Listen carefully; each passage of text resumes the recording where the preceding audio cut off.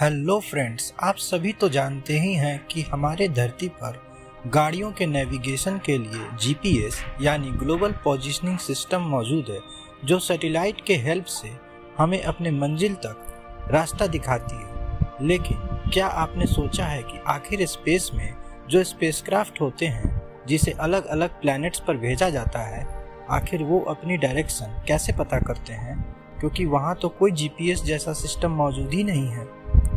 Friends, फिलहाल जिस चीज़ से स्पेस में नेविगेशन कंट्रोल किया जाता है उसे हम मिशन कंट्रोल करते हैं। जनरली इसमें होता ये है कि हमारे प्लैनेट अर्थ पर अलग अलग जगहों पर एंटीनास का जाल बिछाया गया है जो सिग्नल को लेती हैं और भेजती हैं, यानी वो रिसीव और ट्रांसमिट का काम करती हैं, और इसी से स्पेस में नेविगेशन किया जाता है। इन एंटीनास के जाल को हम डीप स्पेस नेटवर्क भी कहते हैं।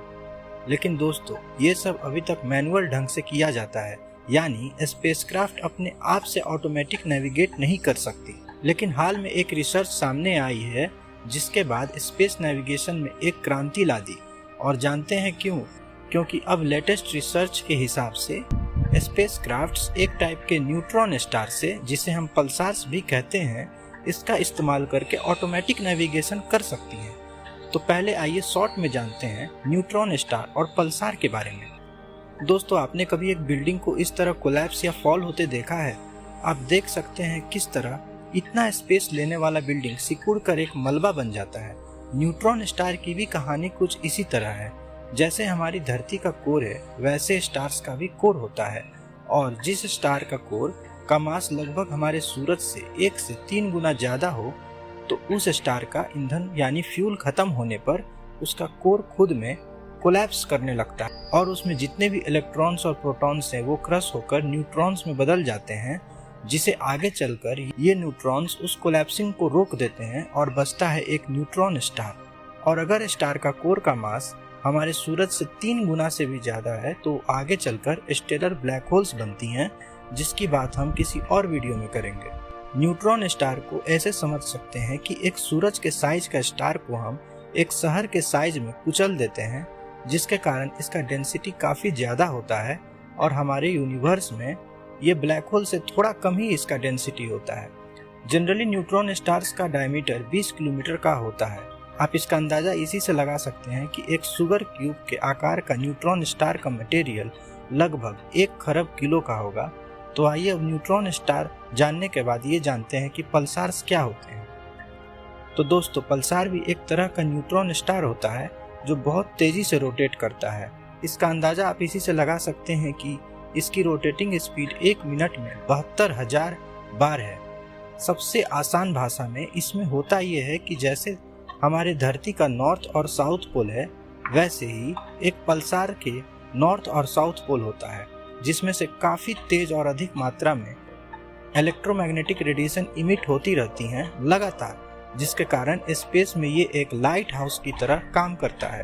अब आपको पता ही होगा दोस्तों, किस तरह लाइट हाउसेस का इस्तेमाल पहले पानी वाले जहाज किया करते थे नेविगेशन के लिए।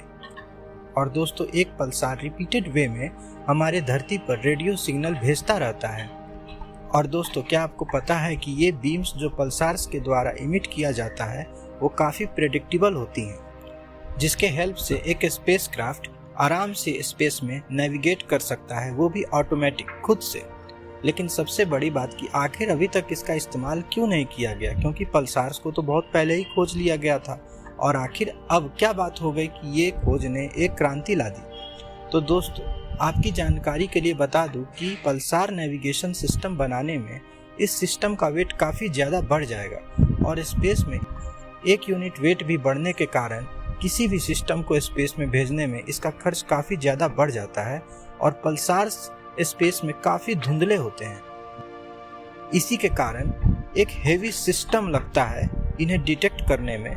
लेकिन अभी जो रिसर्च आई है उसके हिसाब से पल्सार नेविगेशन सिस्टम में एक्सरे टेलीस्कोप्स का इस्तेमाल किया जाएगा, जिसके कारण इस सिस्टम का वेट काफ़ी ज़्यादा घट जाएगा, और इसका खर्च भी।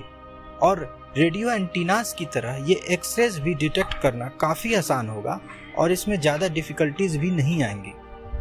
और आपकी जानकारी के लिए बता दूं दोस्तों कि 2018 में एक पल्सार सिस्टम बनाया भी गया था, जो वॉशिंग मशीन के जितना साइज का था और इसे हम निसार सेक्सटेंट भी कहते हैं।